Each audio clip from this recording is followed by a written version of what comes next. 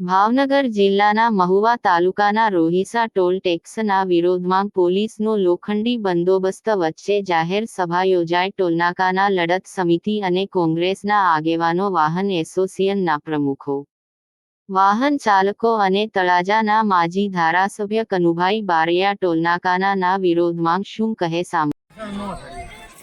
અમારો વિરોધ તમારી સાથે નથી. અમે તમારી ડ્યુટી નિભાવો, અમે અમારી ડ્યુટી નિભાવીએ. જે નિયમ અને કાયદા કાનૂન છે એ પ્રમાણે સરકાર પાસે અમારી માગણી છે. અમારી કોઈ વધારાની માગણી નથી.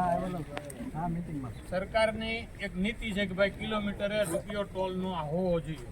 ભાવનગરથી મહુવા 90 કિલોમીટર થાય ને ભાઈ, તો 2 ટોલ નાકા, અમે એક જ ટોલ નાકાના ડબલ પૈસા થઈ જાય છે.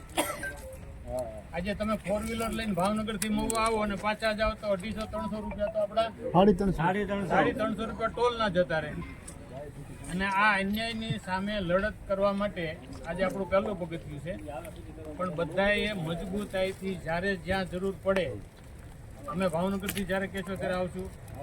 ભાઈ જિલ્લા કોંગ્રેસના પ્રમુખ છે, સંજયસિંહભાઈ છે, રાજ મહેતા છે, વિજયભાઈ છે, તમામ આગેવાનો, પીડીભાઈ છે, અમારા ભાઈ આમ આદમીના ગંડુભાઈ, નિકુલસિંહ, બધાએ મિલનભાઈ છે, બધાએ એક સંપ થઈને આ લડતને જ્યાં સુધી ન્યાય ન મળે ત્યાં સુધી આપણે ચાલુ રાખવાની માનસિક તૈયારી ખરી ને બધાની.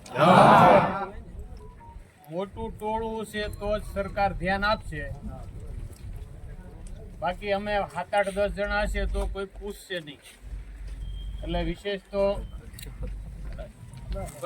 સંજયભાઈ, હા ભાઈ ભરતભાઈ ને જ કહું કે ભરતભાઈ વારાફરતી બધા